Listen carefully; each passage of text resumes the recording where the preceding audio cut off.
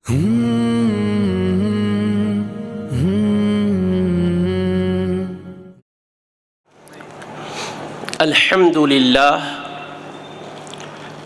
لله رب العالمين والصلاة والسلام على حبيبه سيد الأنبياء وأشرف المرسلين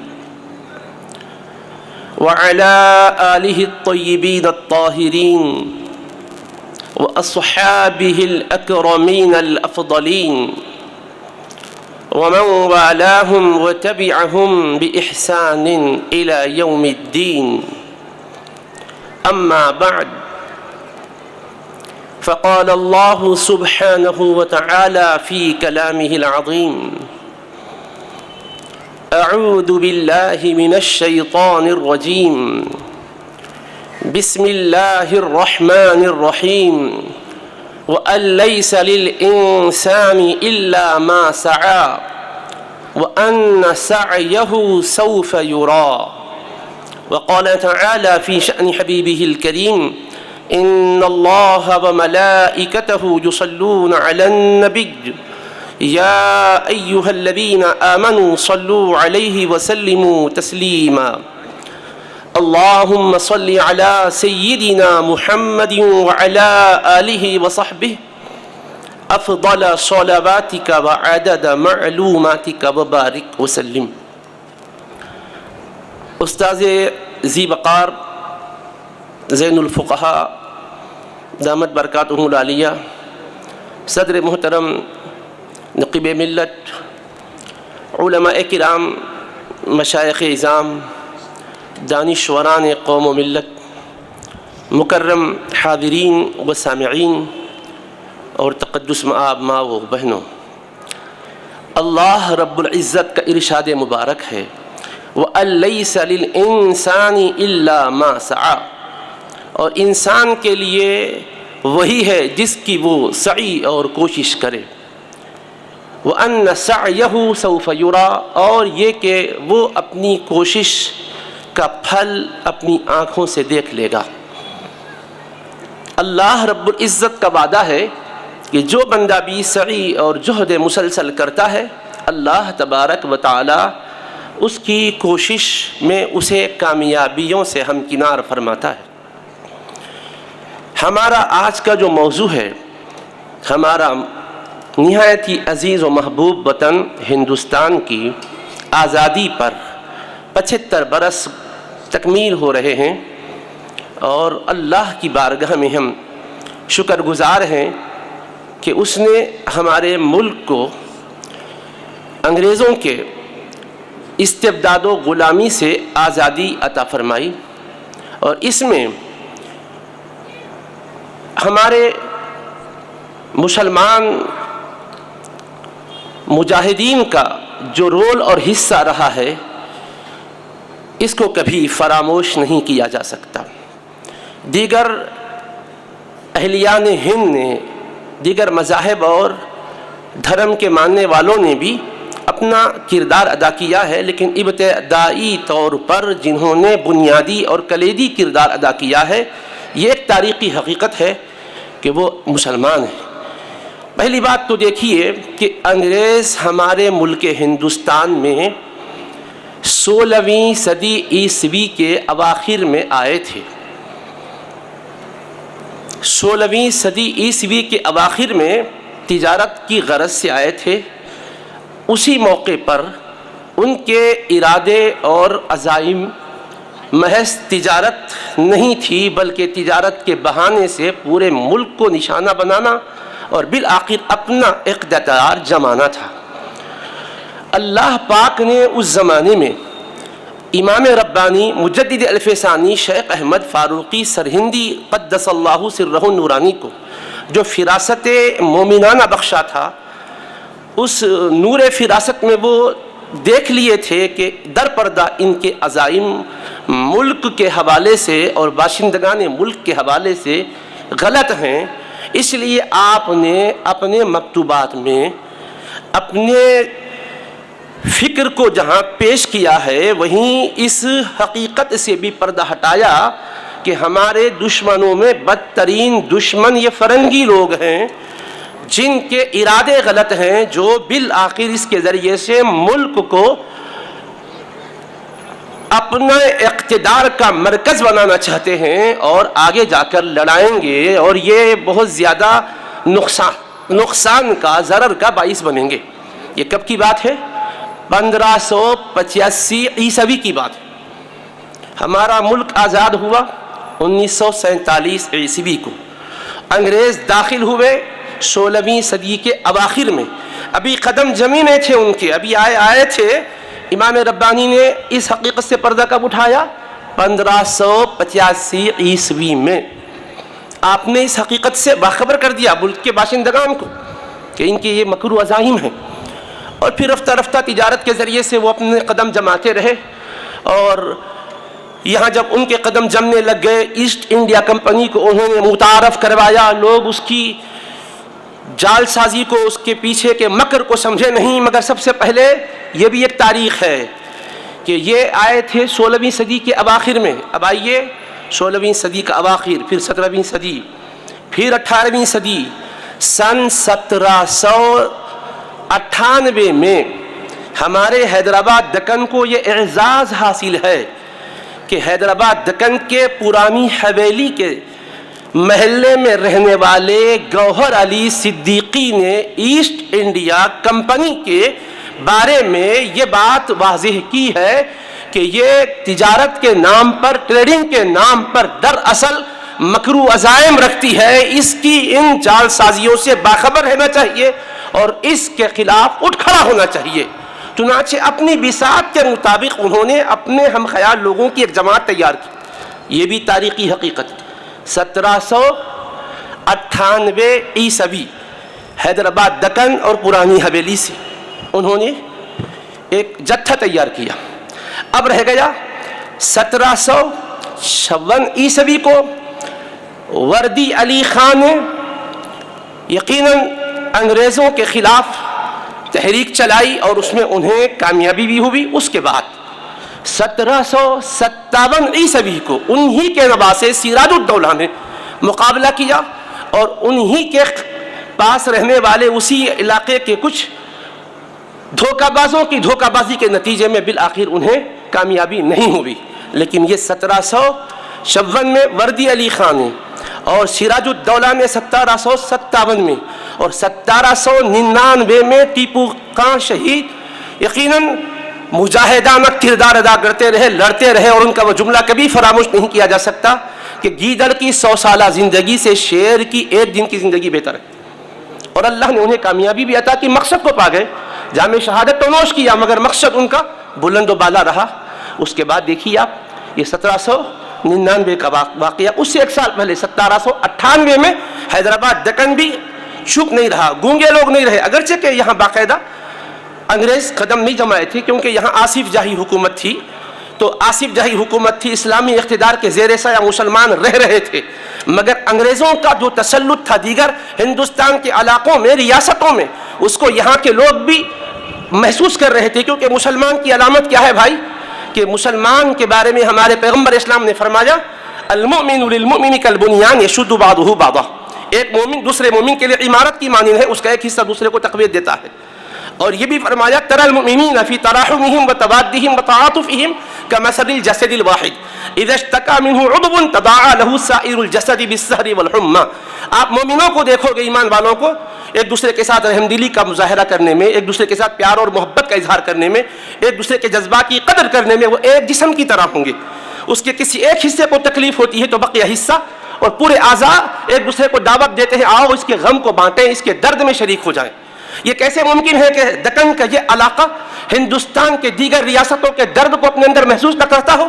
آخر یہاں بھی دل ایمان والوں کا تھا، جینے والے مومن تھے، اس وجہ سے یہاں پر بھی اس درد کو محسوس کیا گیا۔ براہ راست مقابلہ تو نہیں تھا، بالواسطہ انہوں نے بھی اپنا کردار ادا کیا، اور چنانچہ یہاں سے آواز اٹھی۔ یاد رکھیے گوہر علی صدیقی کا میں نے نام لیا اور 1798 عیسوی کا آپ کو حوالہ دیا۔ اب آگے چلیے، اس کے بعد 1857 میں ٹیپو خان کی شہادت کے بعد پھر وہ لوگ اور اپنا زور بڑھاتے جا رہے تھے۔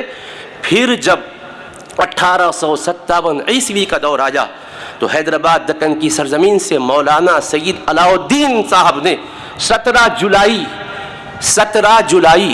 جمعہ کا دن 1857 عیسوی کو جس مسجد کے وہ خطیب تھے وہاں جمعہ میں خطبہ دیے اور لوگوں کو بتائے، لوگوں ملک کی بقا اور تحفظ کے لیے، ملک کو آزاد کرانے کے لیے تم سب میرا ساتھ دو تاکہ ہم مجاہدین حریت کے ساتھ شریک ہو کر اپنے ملک کو، جو ہماری ماں ہے، جو زنجیروں میں غلامی کی جکڑی ہوئی کرا رہی ہے، زنجیریں کھلوائیں گے، چھٹکارا دلائیں گے۔ تو اللہ تبارک و تعالیٰ نے ان کے دل میں جو درد مندی پیدا کی تھی، اس درد کو محسوس کر کے انہوں نے کوشش فرمائی۔ یہ مولانا سید علاء الدین صاحب کی بات ہے، اور اسی سن کی بات ہے 1857 عیسوی میں ترم خان نے بھی دکن کی سرزمین سے آواز بلند کی، اور جس کے نتیجے میں بڑی ان کو تکلیفوں سے گزرنا پڑا، بالآخر انہوں نے بھی شہادت کا جام پیا۔ یہ دکن کے بلند پایا لوگوں کے راست یا بالواسطہ آزادی کے کارہائے نمایاں کو سر انجام دینے میں حصہ اور رول ہے، جسے ہم فراموش کبھی نہیں کر سکتے۔ مطالعے کو ہم وسیع کرنے کی کوشش کریں، پردہ جیسا اٹھتا جائے گا بہت سی چیزیں سامنے آتی جاتی ہے۔ جیسے مشکات المصابیح ہم پڑھتے ہیں، پھر اس کے بعد آگے کی کتابیں پڑھتے ہیں تو پھر اور روایات ملتی ہے، پھر کتابیں پڑھتے ہیں تو اور روایات ملتی ہے۔ ستاروں کے آگے جہاں اور بھی ہے، عشق کے امتحان ابھی اور ہیں، اور بھی ہے۔ تو اس طرح ہمیں محنت کرنا ہے تاکہ ہم اپنی تاریخ کو سامنے لائیں، ہم اپنی تاریخ کو جانیں اور دیکھیں کہ کس طرح سے ہم نے اپنے ملک کے ساتھ وفا کی تاریخ رقم کی ہے۔ یہ حقیقت ہے، آسمان بھی اس پر شہادت دے رہا ہے، زمین کا ذرہ ذرہ بھی گواہی دے رہا ہے کہ مسلمان اپنے ملک کے وفادار بن کے رہے، اور وفادار بن کر ہیں اور وفادار بن کر رہیں گے۔ ہماری نسلوں میں اللہ ایسے ہی کو پیدا کرے گا جو ملک کی وفاداری میں کردار ادا کریں گے، بے وفائی اور غداری کبھی نہیں کریں۔ آپ دیکھیے گا ان کے ان مکرو عزائم کے خلاف کس طرح کوشش کی گئی، اور ادھر پھر چونکہ یہاں نظام کی حکومت کی وجہ سے راس مقابلے کی بات نہیں تھی، لیکن بہرحال آواز اٹھی، اور اس کے بعد ہوا کیا بھائی؟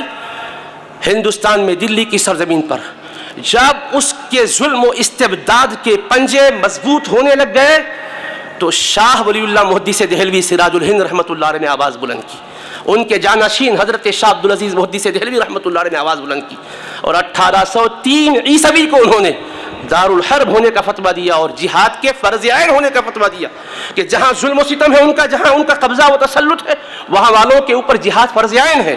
دور دراز والوں کے لیے اگر یہ لوگ کسل مندی کا مظاہرہ کر رہے ہیں تو دور دراز والوں کی ذمہ داری بنتی ہے اپنی استطاعت کے مطابق وہ بھی اس میں حصہ لیں اور ملک کو آزاد کرائیں ان ظالموں کے ظلم و استمداد سے۔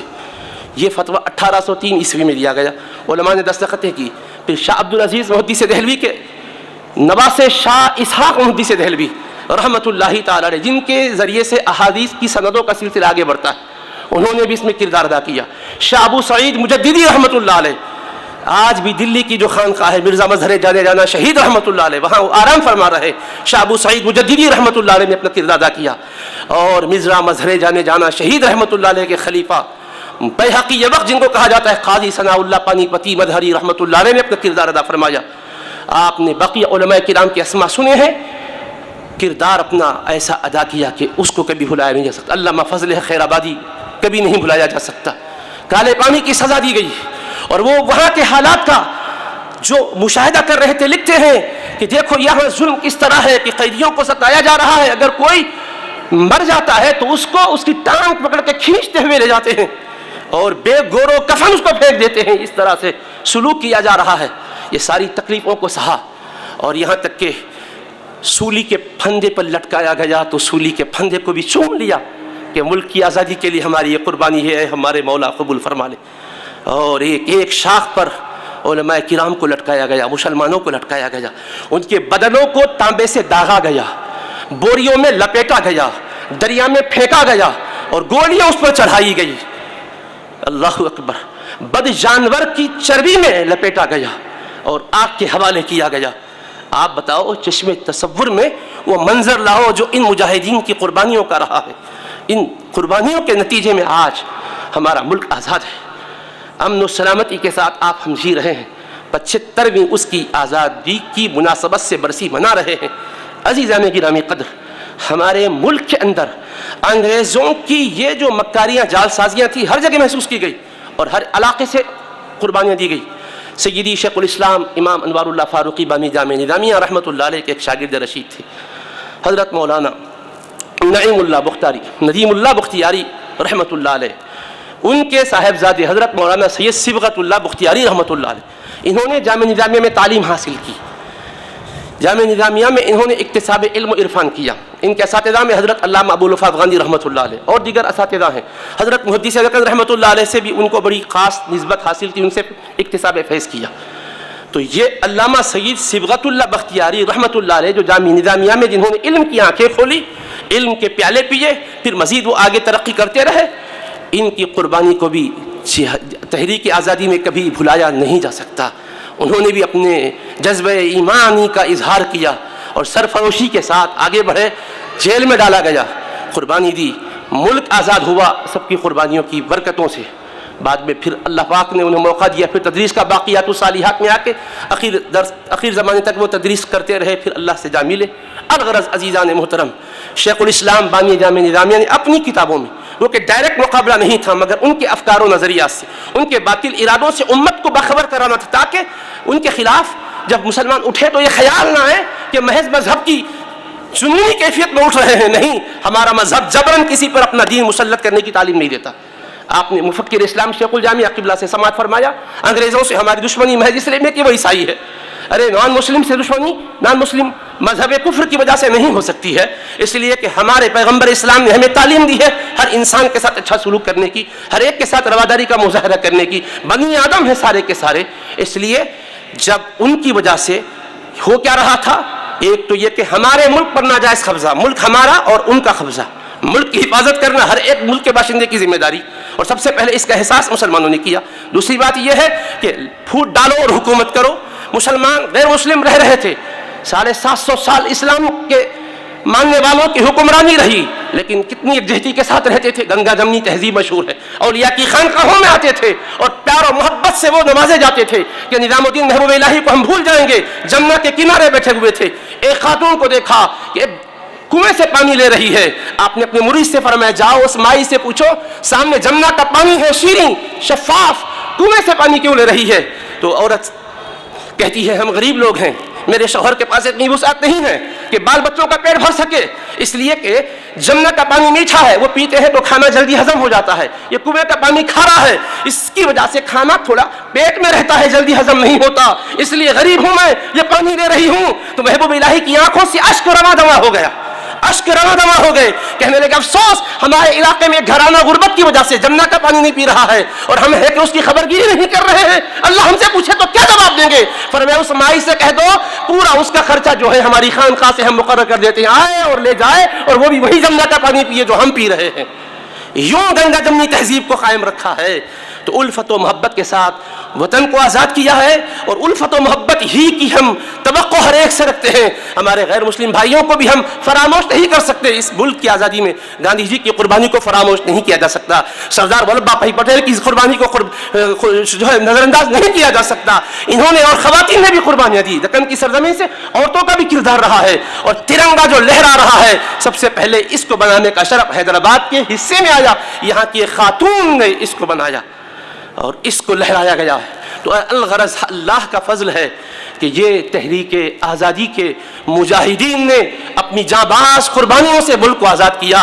اب ملک تو آزاد ہے مگر لوگوں کسی پر ظلم اور ستم کے پہاڑ ڈھانے کے مزاج کو ختم کرو، ہندو مذہب نفرتوں کے بیج بونے کی کوشش نہ کی جائے۔ ہمارا ملک امن کا متقاضی ہے، اور یاد رکھیے گا جتنے بھی انسان روئے زمین پر ہیں اولن سب ہندوستانی ہیں، بعد میں پھر عرب کے ہوئے، مصر کے ہوئے، شام کے ہوئے، فلاں کے ہوئے۔ میں کوئی خطیبانہ جذبے میں آپ سے کہہ کر نہیں گزرنا چاہتا ہوں، میں تاریخ بتاتا ہوں۔ صبحۃ المرجان اٹھائیے، علامہ سید آزاد بلگرامی لکھتے ہیں حضرت آدم ہندوستان میں آئے تھے اور ہندوستان ہی میں آپ رہے، حج کو جاتے تھے پھر آ جاتے تھے، 40 حج کیے مگر ہمیشہ واپس آئے۔ حضرت آدم حوا یہیں رہتے تھے اور آخر تک رہے، جتنی اولاد ہوئی یہیں ہوئی۔ تو کل بنی آدم ہندیون، کل بنی آدم ہنود، سارے ہندوستانی ہیں اولاد آدم.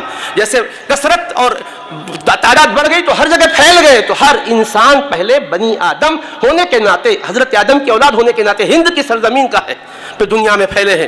یہ ہند کی سرزمین ایک تاریخ رکھتی ہے اپنے اندر، اس سرزمین سے ہمارا رشتہ ہے. ہم اس ہندوستان کو امن کا گہوارہ ہی دیکھنا چاہتے ہیں. اس کے تحفظ میں، اس میں تعلیم، تہذیب، تمدن، ثقافت کو قائم رکھنے میں، ہر طرح سے خوشحال اور نہال کرنے میں ہمارا کردار رہے گا.